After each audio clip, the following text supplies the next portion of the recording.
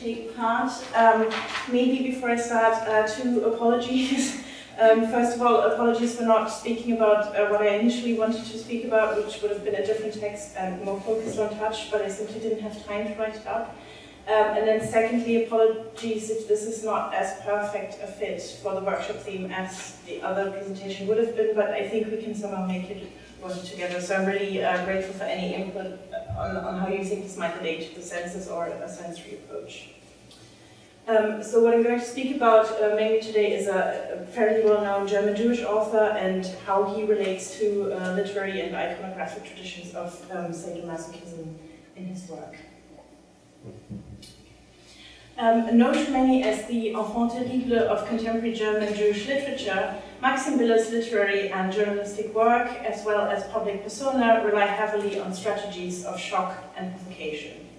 This also holds true for his engagement with the themes of love, eroticism, and sexuality, all of which feature prominently in his work.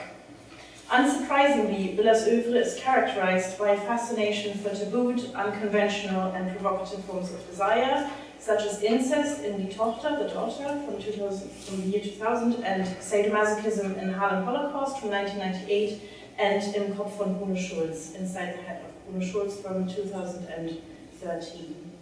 And maybe before I continue, does everybody know what sadomasochism actually is or refers to? Because I've been asked before. No, we're fine? I'll just continue, okay. Biller's sustained interest in sadomasochism as a literary motif, figuration, and tradition is particularly noteworthy as it raises questions about the specific function of this discourse in the context of his work. I want to argue here that the 2013 novella Im Kopf von Bruno Schulz invokes the sadomasochistic constellation to reflect on and complicate the so-called German Jewish symbiosis. In order to achieve this, the traditionally gendered sadomasochistic constellation is transposed onto the terrain of culture and ethnicity via the novella's fictional relationship between the Polish Jewish writer Bruno Schulz and the German cultural icon Thomas Mann. Biller's text incorporates literary and iconographic traditions of sadomasochism, ranging from Bruno Schulz to Leopold von Sacher-Masoch, but radically reinterprets them in his novella. His writing thus uses a specific type of erotic affiliation and embodied encounter to make a broader political point about the position of the Jew vis-à-vis German culture, as well as pre- and post-Holocaust German-Jewish relationships.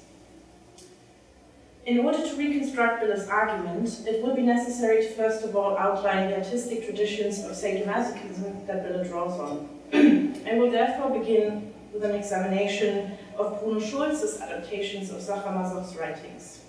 Schulz took up central motifs from Sacher-Masoch's universe in both his written and graphic oeuvre, which then resurface in Biller's novella. The novella as such is set in 1938 and focuses on a letter written from the first-person perspective of the Polish Jewish writer and art teacher Bruno Schulz, and addressed to the by then world-famous German author Thomas Mann.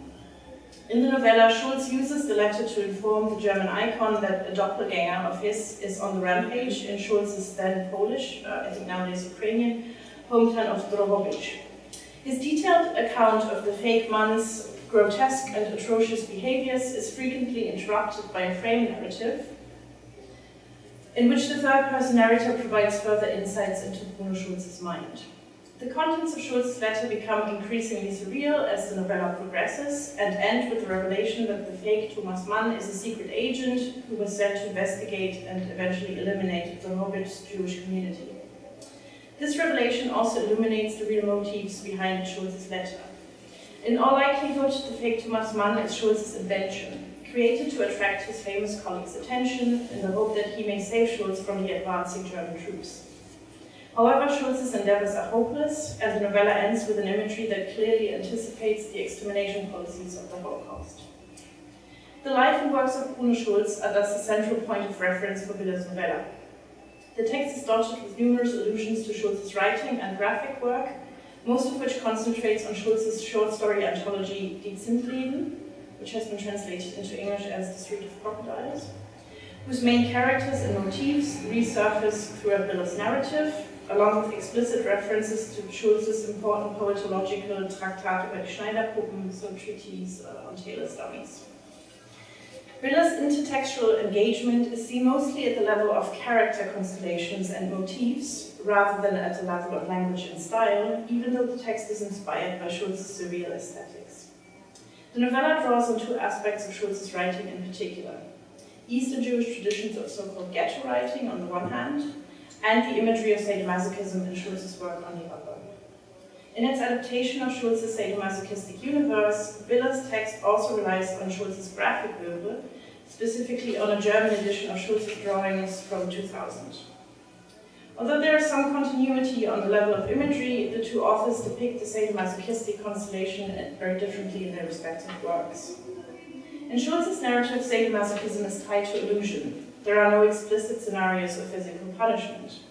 In Die Zimtleden, the sadomasochistic figuration marks the relationship between the first-person narrative's father and the young housekeeper Adela, who rules the household with an iron fist and an acute awareness of her powers.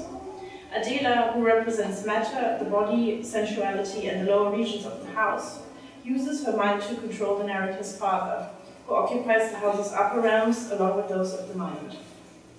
The gender dichotomy of above and below is central to the story, as it encapsulates its main themes.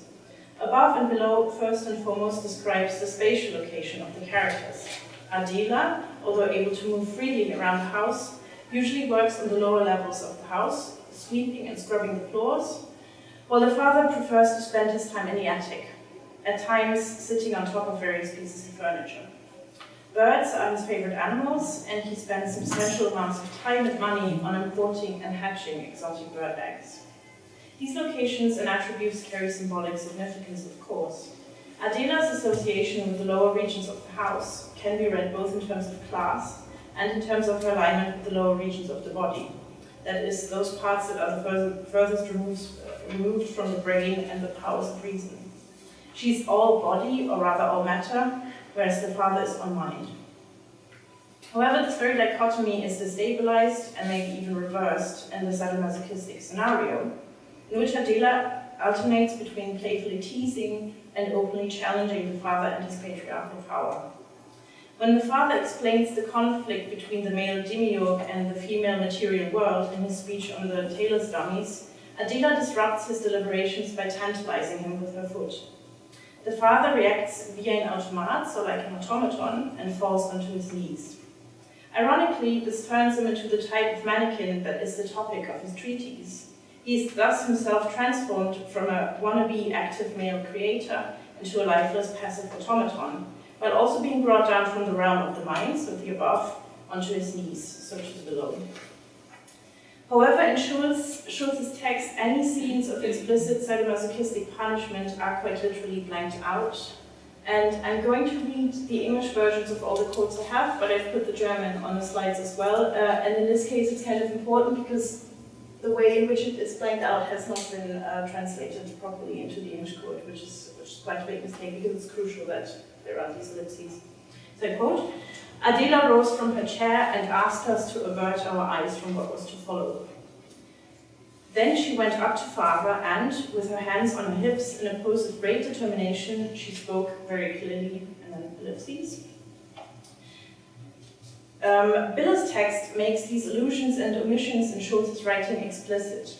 He transforms the multi-layered sadomasochistic discourse in Die Zimtleden into a rather cliched scenario of dominance, submission, and frequent physical punishment. The complex dependency and role-play between the father and Adela is translated here into the openly sadomasochistic and violent relationship between the protagonist Bruno Schulz and Helena Jakubowicz, one of his fellow teachers.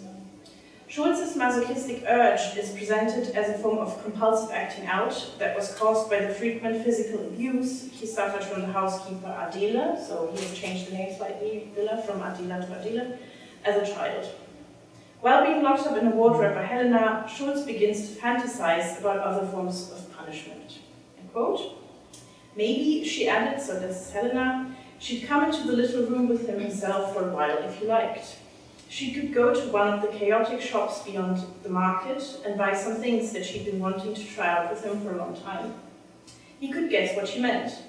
No, he replied. He'd rather she didn't, although he immediately felt very safe and well at the thought of those things: black leather Venetian Columbine masks stuffed with sawdust, penis-sized pierrots made of willow rods, and Easter whips interwoven with thin steel chains, silver nipple clamps, and Japanese shungan candles. Their dripping wax left no blisters behind on the skin.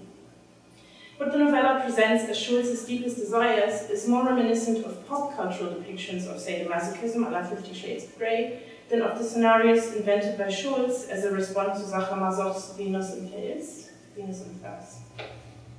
In their depiction of the sadomasochistic figuration, both Sadomasoch and Schulz rely on illusion, omission, and, as Gilles Deleuze has famously argued in connection with Sadomasoch, deferral and suspension. Imagination and fantasy are generally more important than execution. Moreover, the dominant-submissive relationship is used to reflect on a whole range of topics, such as the relationship between the sexes, power, performativity, or in Schulz's case, the connection between mind and matter, and the nature of creation and creativity. And as I was sort of revisiting this, I thought a little more about Venus and Pelz, and actually sensuality in a sense is extremely important for the entire narrative, which is on the one hand about, I don't know if anyone in the room has read it, but sort of this idealized woman who then becomes the cruel mistress is first introduced as a marble statue, and the theme of coldness is extremely important for the narrative. Then on the one hand is the theme of warmth, which is represented by the fur, which has a really strong tactile quality. Then of course flagellation as a violent mode of touch in connecting to one another. And Gilles Deleuze has also said, and I think he's right about this, that the entire narrative has a really sticky atmosphere that is very oppressive. And that obviously also has a very weirdly sensual quality to it, the language as well, so that might be an interesting side note. But back to Schulz and Sadomasoch and their relation. So despite these similarities between Schulz and Sadomasoch, Schulz's collection already transforms Sadomasoch's story in significant ways, maybe even parodies it. In Die Zindleden, Sadomasoch's cruel mistress uses for opulent gowns and furs and re-emerges as the housekeeper Adela. The sadomasochistic constellation is thus translocated from the aristocratic to the bourgeois milieu, while also being adepalized via the Zindleden's focus on the nuclear family. In Schulz's graphic work in particular, the sadomasochistic figuration is supplemented by a foot fetish, which is not overly relevant for Sadomasoch's narrative. While the relationship between Schulz and Sadomasoch is fairly complex, Villa ultimately turns the sadomasochistic constellation into a cliché, which is invoked mainly, albeit not solely, for the purposes of provocation. The presence of traditions of sadomasochism in Villa's novella also involves a strong visual component.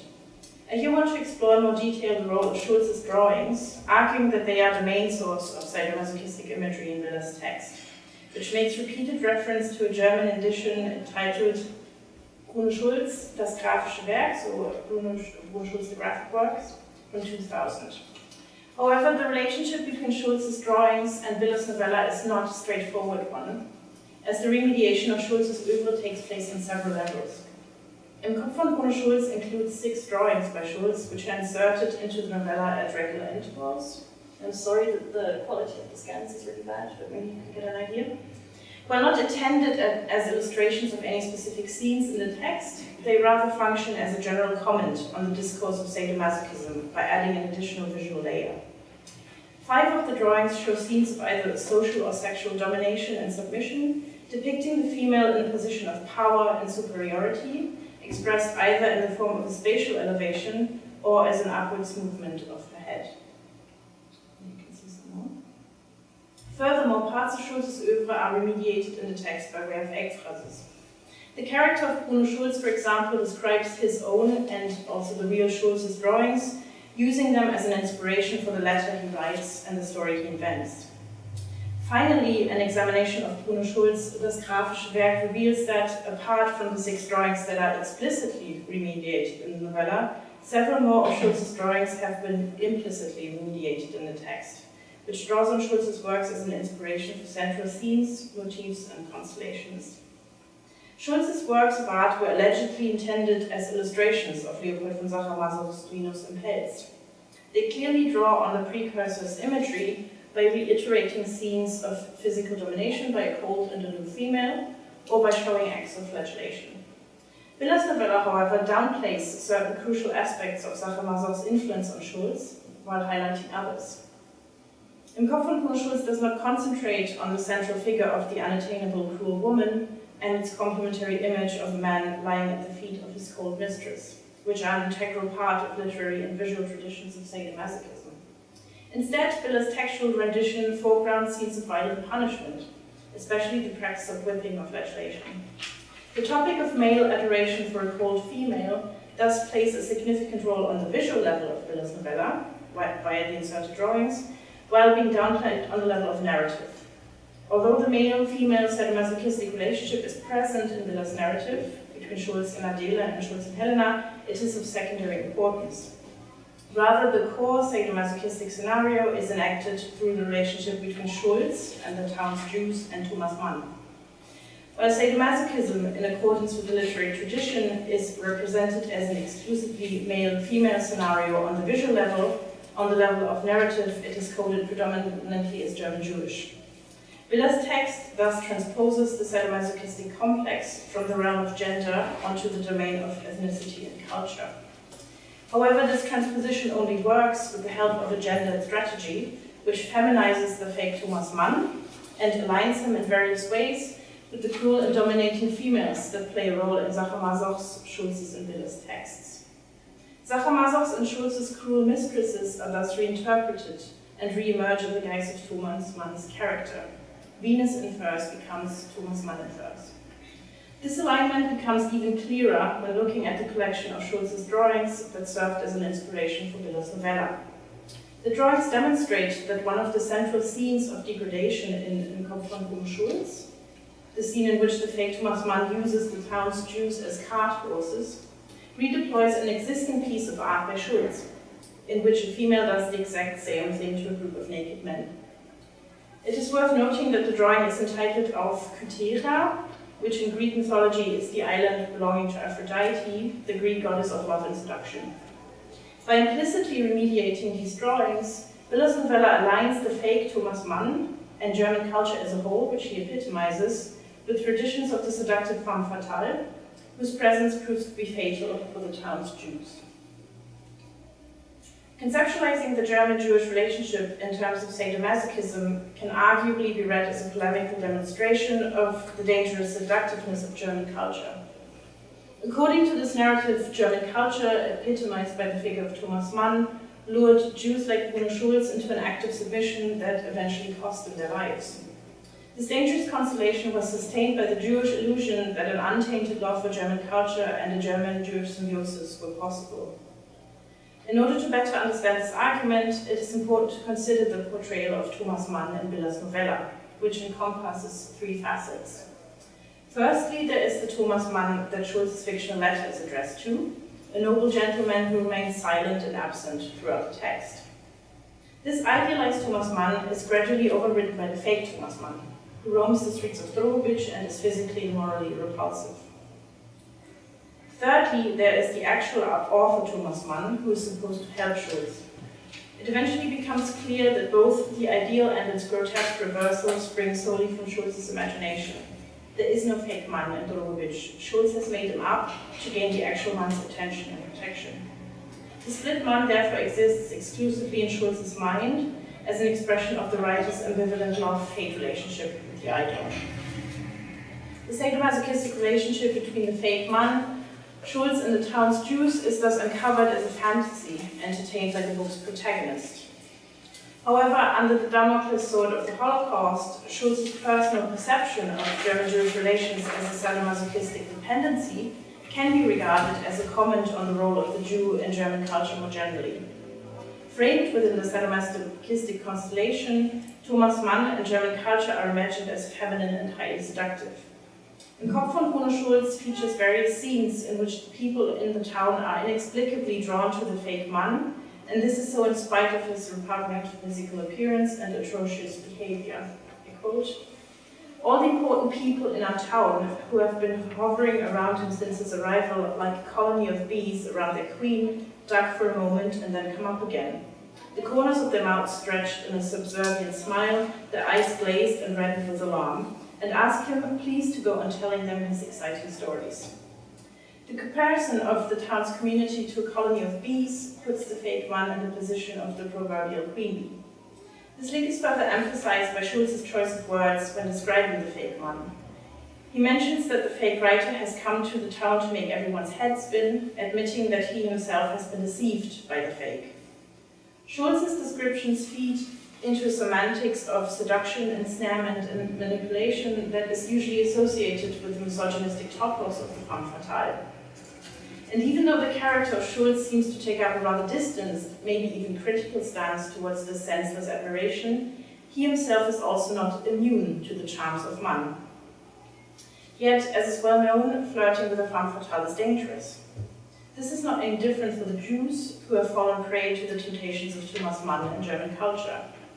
The fake one lures them into a profoundly sadomasochistic constellation of dominance and submission that eventually leads to their death. This is epitomized in the bathroom scene, which, situated at the center of the narrative arc, forms the climax of Biller's text and Schulz's fantasy. The scene relies on the provocative image of the doppelganger giving the town's Jews a whipping inside a bathroom that evokes the iconography of the gas chamber. Quote, "They had hung their clothes on the hooks and they sat in silence, or engaged in excessively low-voiced conversation with each other on the two benches waiting. When the master entered with the hotel manager and me, they rose at almost the same time, covered their bare chests and their genitals with their hands, and even the last and quietest conversation died down." References to the gas chambers are of course anachronistic from the viewpoint of the novella, which is set in 1938. However, they also suggest that Schulz's fantasies are actually a form of premonition. The superimposition of the iconographies of sadomasochism, the Holocaust, and anti-Semitic violence in the bathroom scene thus indicates that the blind and masochistic love for German culture on the part of the Jews, that is the belief that something like a positive German-Jewish symbiosis is possible, makes them follow the fake man like lambs to the slaughter, which anticipates future historical events. The violence is sparked when the Jews start to arrest the fake man in response to his announcement that he's leaving Europe for America to escape the advent of German fascism. What begins as a sadomasochistic orgy eventually turns into a pogrom, an act of anti-Semitic destruction. Schulz's narrative positions the fake man within a genealogy of anti-Semitic excess, which logically leads to the Holocaust as the endpoint, making him part of the perpetrator collective.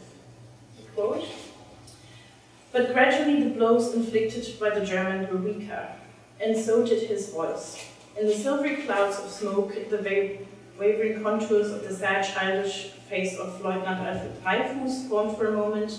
Then the French officer became the weeping, bleeding Jajenka-Yomska." This is a reference to the Odessa pogrom from the 19th century.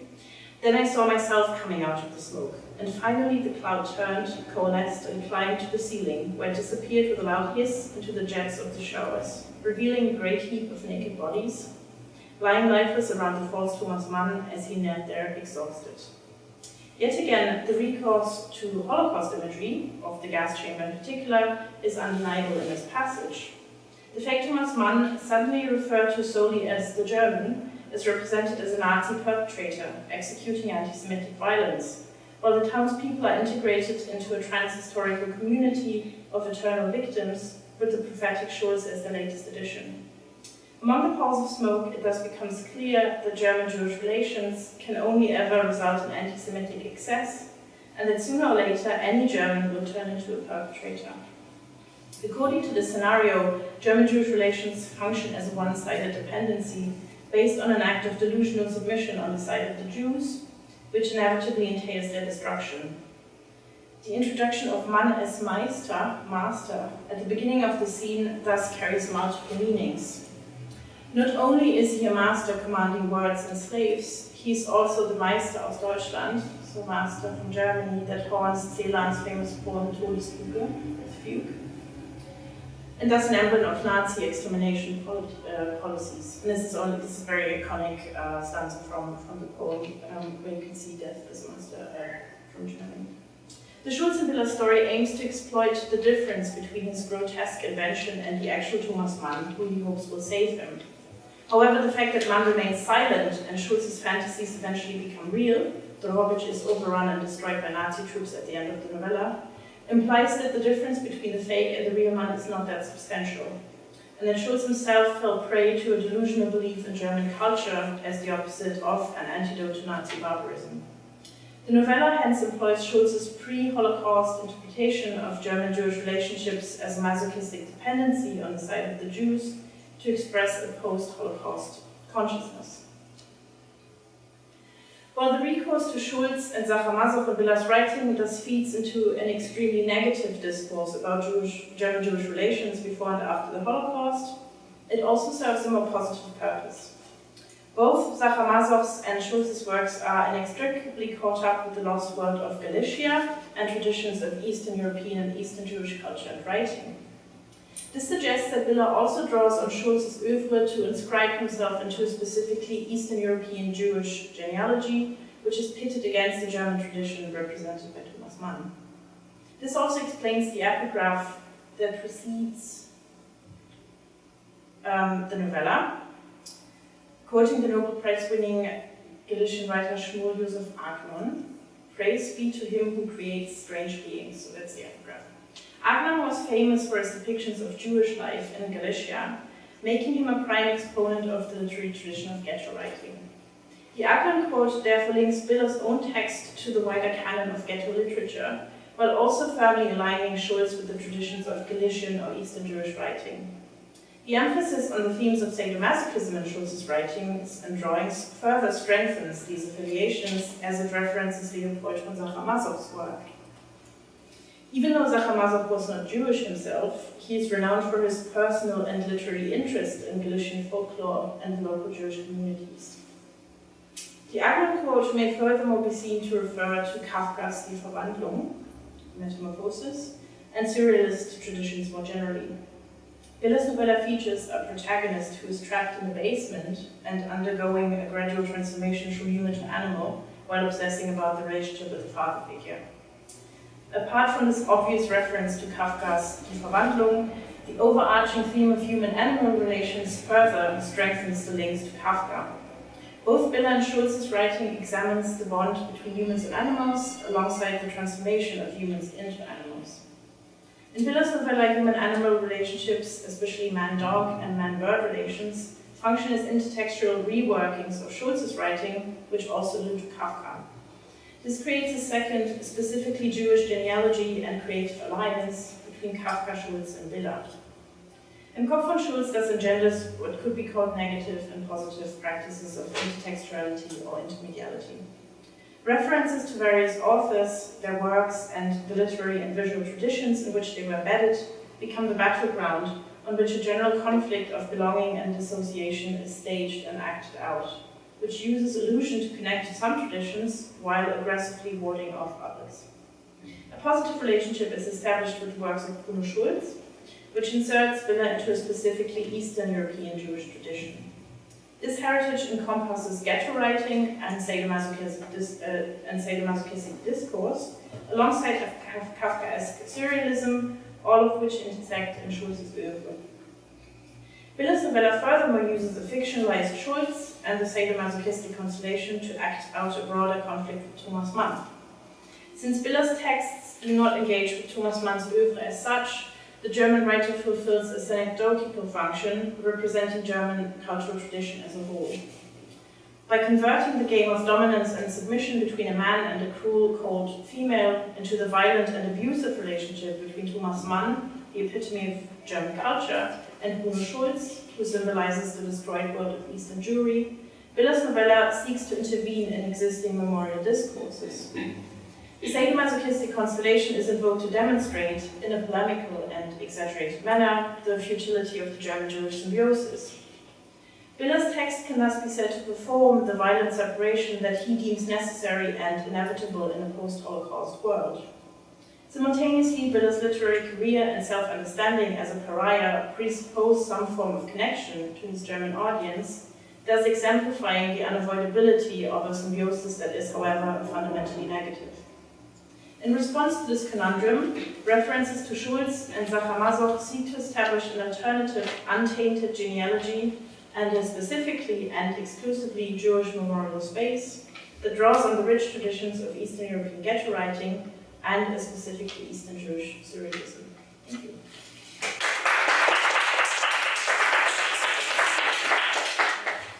Hi everybody, it's really great to be here speaking to you about my methodology because I've not actually had a chance to do this, and it's particularly great to do it on a modern languages and cultures department. I myself come from a sculpture curating department. That's my background, and now my PhD is at University of Westminster, where I'm doing my PhD. So a little bit about my project. As a methodology, I use objects as a way of researching the experiences and subjectivities of British Chinese women over 2 generations. So I've been using life story interviews where they present to me objects of significance. So these objects might be cultural, might be racial, might, whatever, in a sense, right?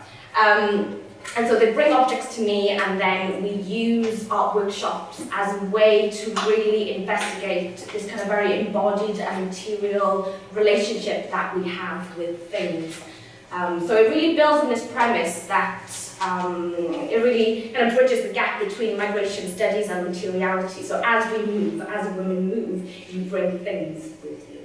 And how might our identities and questions of belonging and selfhood is how are these questions expressed from a material point of view, and that these identities and these questions are not just things that are, that sit in our minds in an abstracted sense, but how are they materially played out within our bodies and within our material worlds from that perspective.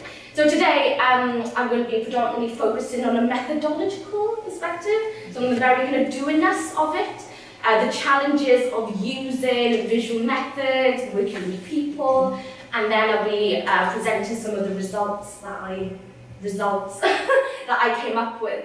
So it's going to be it's going to be interesting. Okay, so a little bit about. So first and foremost, I'll give you a little bit of context about Chinese people in Britain, and then moving on to the doingness, the methodology of it.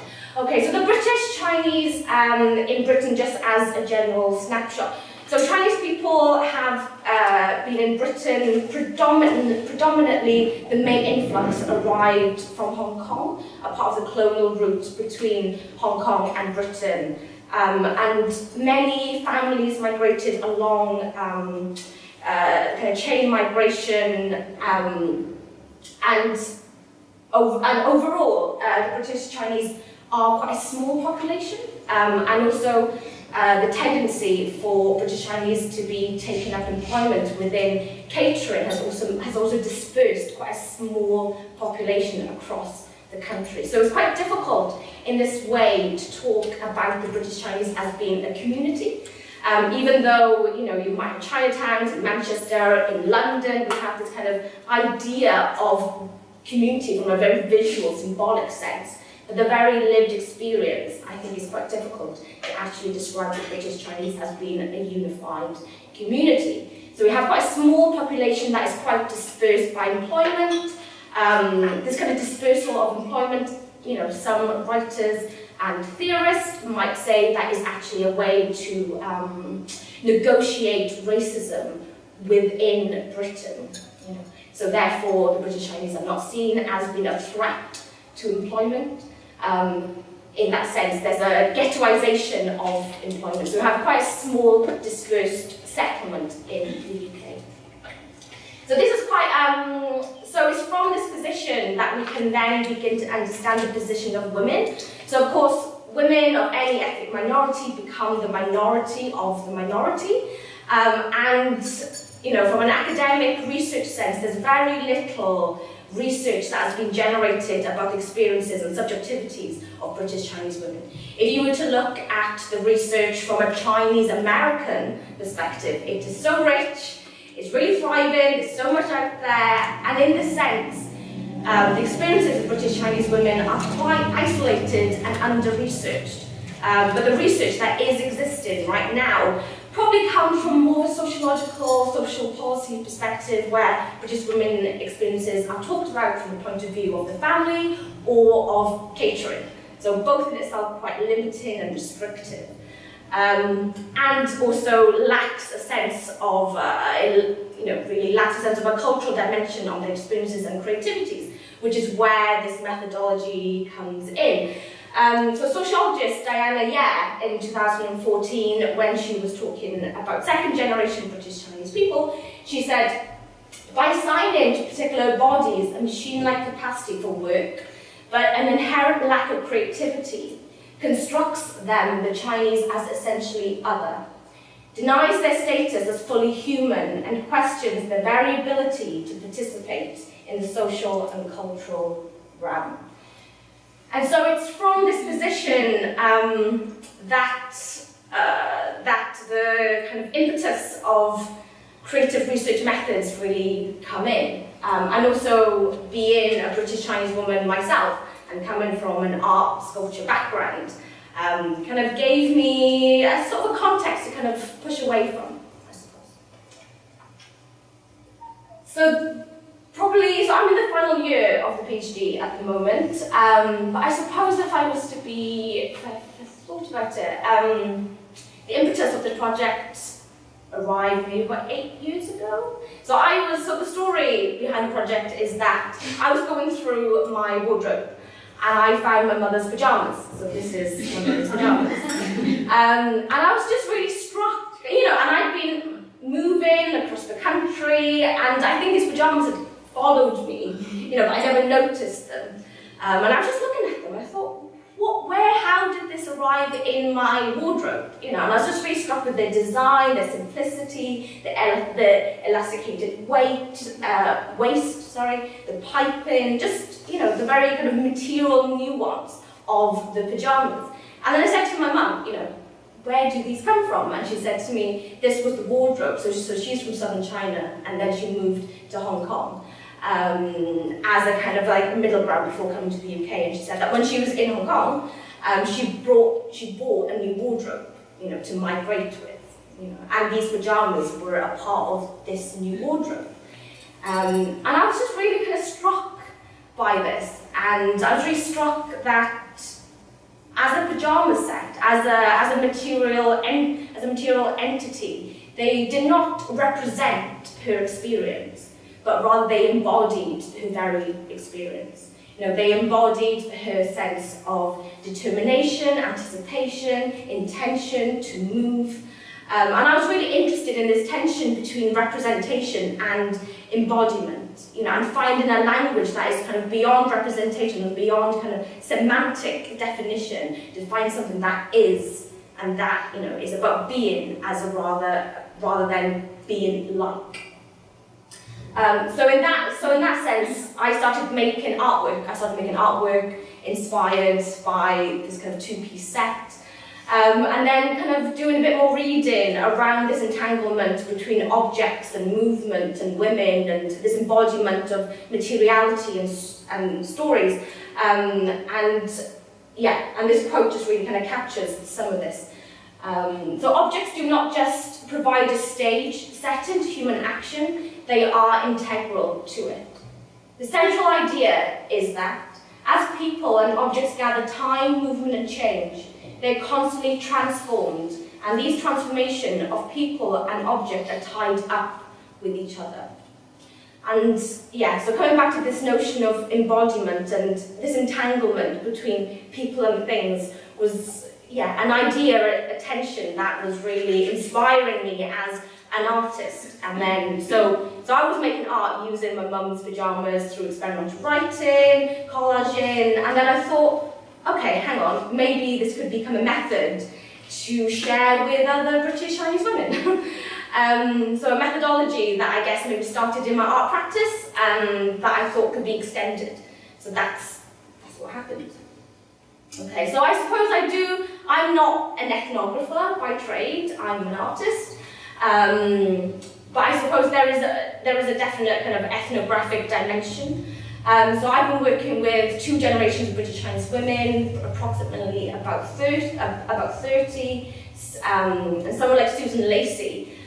She's an American female artist, and so what you can see here is these squares are tables where she invited over 300 women, older women, to talk about the process of aging. And she talks about the power of aesthetics. And I think what is quite important, what has been quite important for this project is to see aesthetics and visuality as being a form of creating knowledge within itself that is not simply mirroring ideas and concepts, but they are a means, on its own terms, and not seeing that as secondary to text, but rather they are a point of a different kind of creation.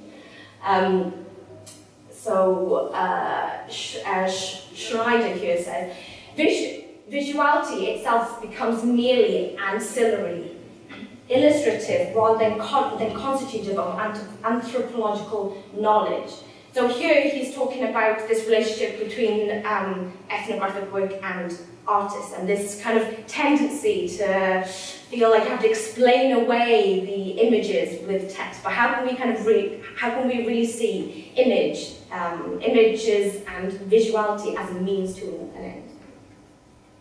So partial perspectives. So the methodology is really kind of takes inspiration from this notion of partial perspectives, Donna Haraway, and she says here, I am arguing for the politics and epistemologies of location, positioning, and situating, where partiality, not universality, is the condition of being heard. To make rational knowledge claims, a view of the body, always a complex, contradictory, structuring and structured body versus the view from above, from nowhere. And it is really this notion of the view of the body through materiality and women's things that really holds the intention of the PhD together. Okay, so the visual methodology. So the visual methodology for the PhD is a 3-tiered method. So firstly, I'll do life story interviews with women where they bring objects to me. They can choose whatever it is that they want. And then I invite the women for art workshops.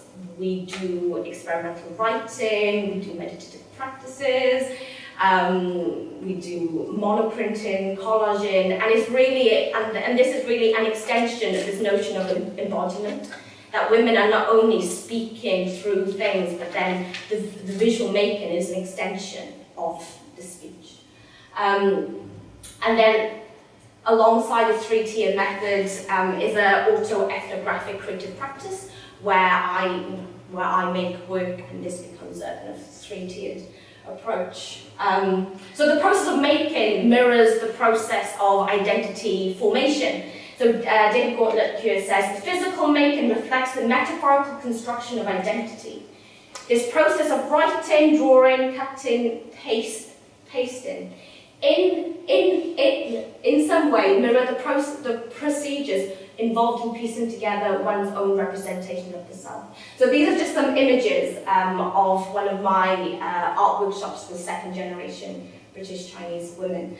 So this was the idea, to do the life story interviews followed by the workshop. So this is what I'd planned, but however, when I got to meeting the participants, everything kind of fell out the window, so I'm going to be talking about some of that. So when I met the 1st and 2nd generation, so my initial idea was, right, I'm going to go in, I'm going to do life story interviews, I'm going to do the art workshop, maybe a couple of sessions, and then I'm done. Now I've got my material, and then, okay? But having met the 2 generations, I thought, oh my gosh, that is never going to fly. I need to really amend this. If I just did what I wanted to do with very little kind of acknowledgement or responsiveness to who they are as people, I'm not going to PhD. So, there were many generational differences between 2 generations, the 1st and 2nd. So, I worked with a women's group in Haringey Community Centre, and they're a women's group that met every Wednesday to learn English. They're predominantly Cantonese speakers of a retirement age. Many had not even completed secondary school and had moved at different points in their life to the UK for a better life. A lot of them had worked in catering or had sewn and raised families. Whereas the second generation was completely different. Many of them were British-born Chinese or had born in Hong Kong and moved over to the UK at a very young age and really identified as, you know, their kind of British selves. Their kind of language is very different in terms that they were English speakers but had a lot of difficulties with Cantonese. The women that I worked with, you know, anything between 20 to the 50s, very, very well educated and had professional jobs.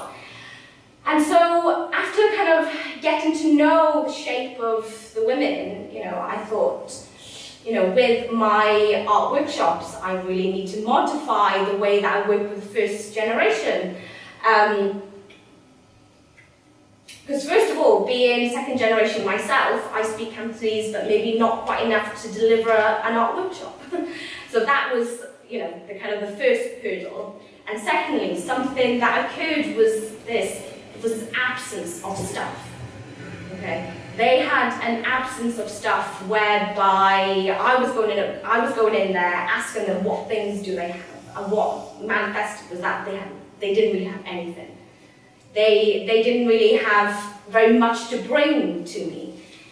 So there was this notion of the significance of the gap, the significance of absence. So I asked them, you know, what did you bring with you when you migrated? And they said the things that I brought with me. Well, they'd been pawned off, dowries that were pawned off, maybe they'd worn out. They gave very little significance to the stuff that they migrated with. And then over time, I realised that actually the process of migration for them was about a letting go of the old in order to make a new life in a new country, surrounded by new things. And so what manifested in the collage workshops that we did was this abundance of stuff. You know, when I asked them about their migratory aspirations, it was all full of stuff, but all full of new things. They were not concerned with holding on to old things. So there seemed to be this lack of attachment, and then also, you know, one woman said to me, I find it really weird that you want to interview me about my stuff. You know, just everyday things. And so their interpretation of what happiness or contentment was something that belonged into the future and a materiality that is about the new as opposed to the old. And so in this sense, the first generation women really loved the art workshop. The art workshops kind of mirror the process of migration in terms of you have a blank slate, you know, and you forge your future upon that. It wasn't about holding on to the old.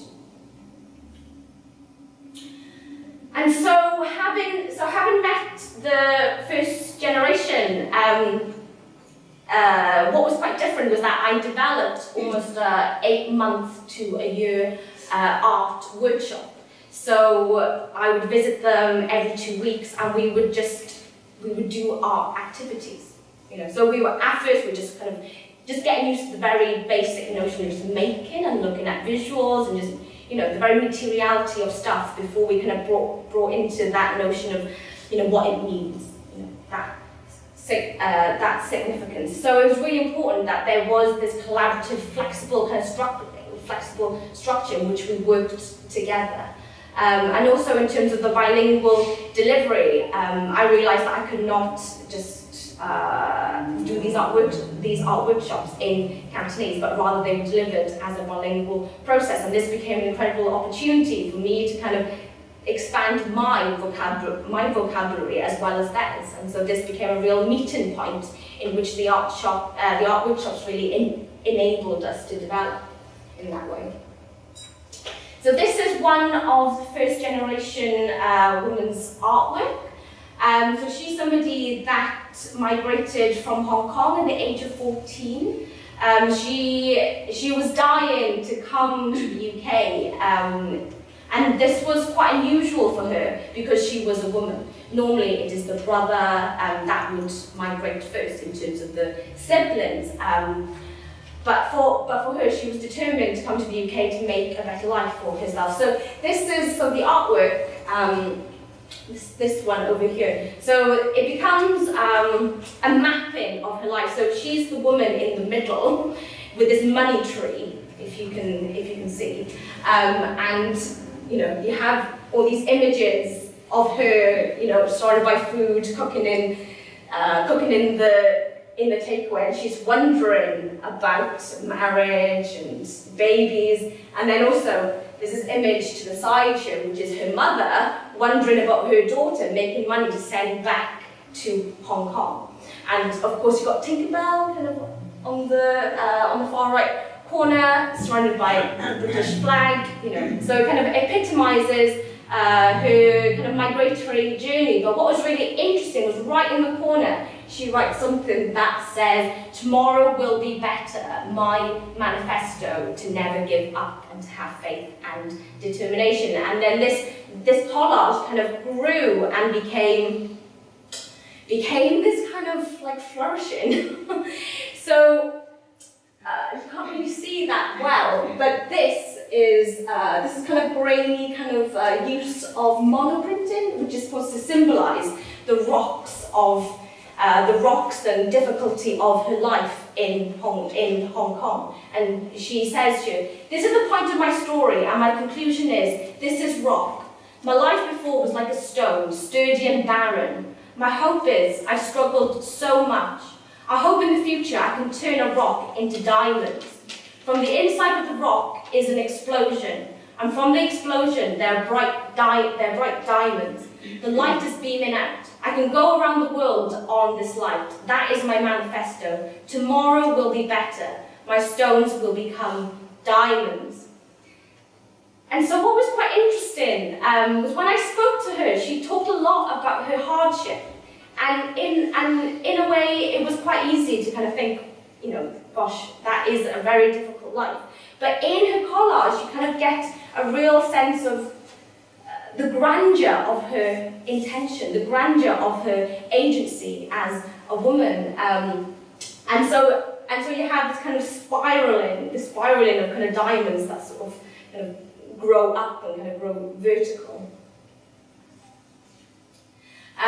This is a second generation British-born Chinese woman.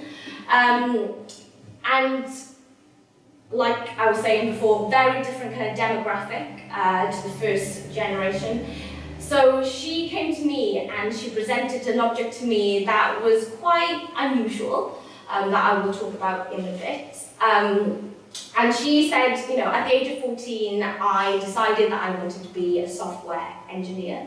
I wanted to be a software engineer at Google. She wanted to Cambridge, and then at the age of 21, she graduated and found herself in Google as a software engineer.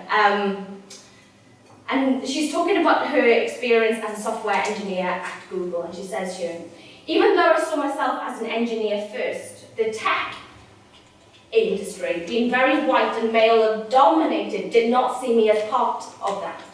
I was either left out of the decision making, or people were a lot more open about saying things like, 'You don't look like an engineer,' or 'Are you from sales?' I would say, 'No, I'm an engineer,' but it was difficult for people to see that. And so she had this very strong sense of othering, based on her gender, that subsequently made her really see her otherness on racial terms as well. And she says here, "I remember being about 22 and staring at myself in the mirror and being completely astonished that people would see me as Chinese. In fact, as I looked at myself, I saw a Chinese person first. People would not see Rachel, they would not see me as British first. It took until working in this tech environment that I realised all this, and that it would be the case as long as I chose to work in the tech industry."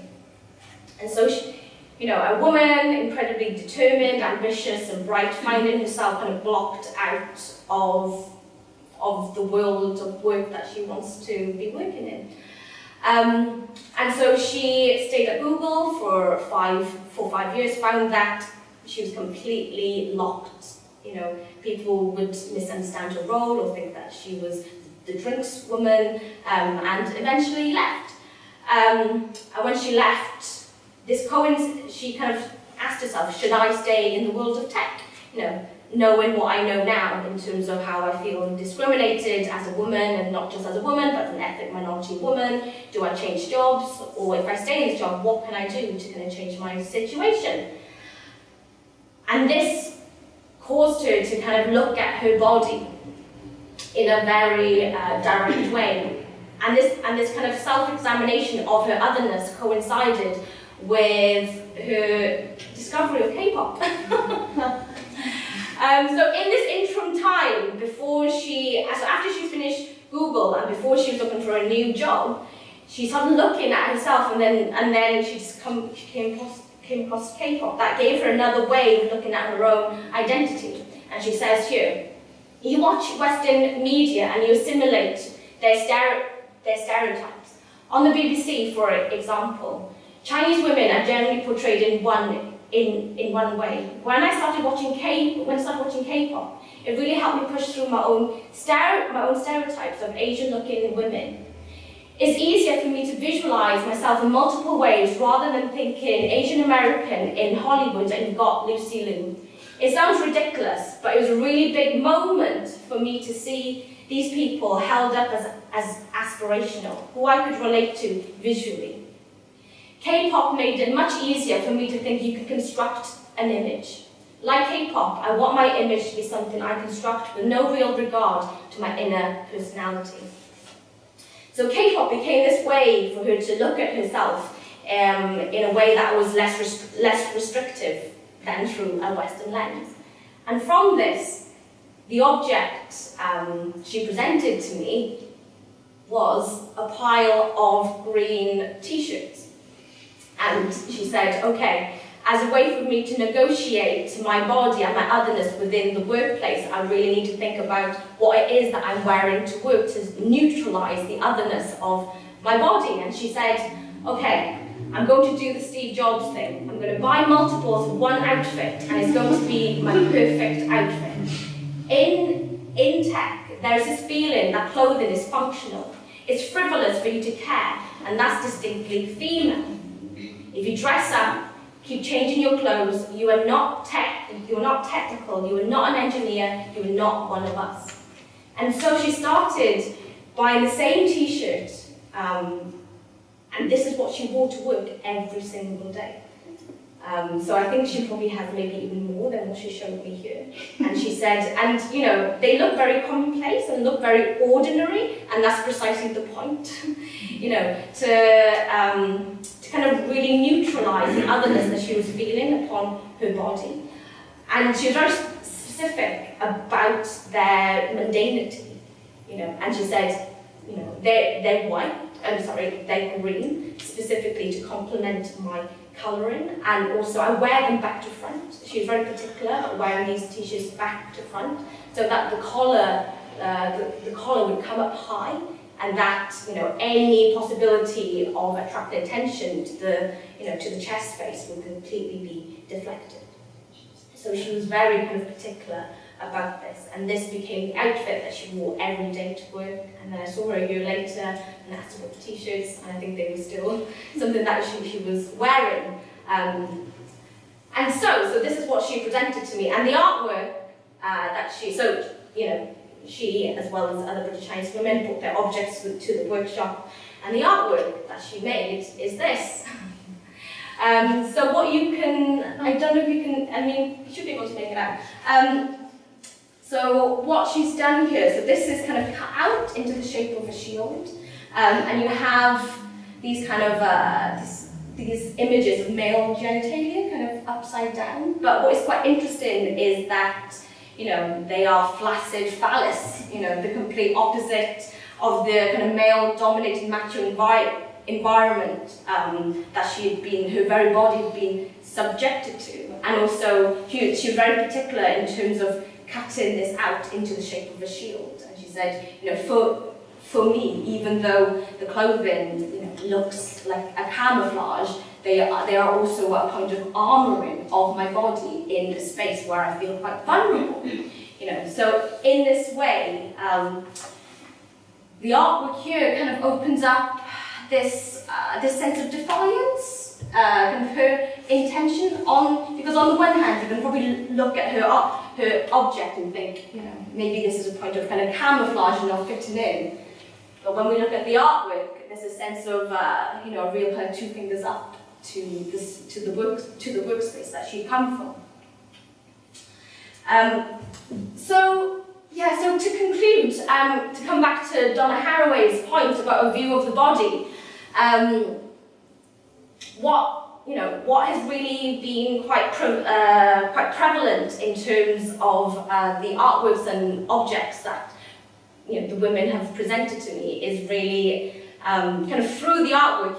I found a greater sense of humour, of determination, of personality that the kind of literature of British Chinese women at the moment doesn't quite encompass. And that we really get a sense of their voices, of their nuances, the very texture of who they are as people.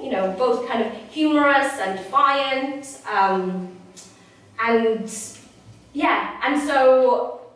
And so this kind of comes back to this notion of embodiment in that sense. So the artwork becomes a kind of opening up of the embodiment of the objects that they bring to me.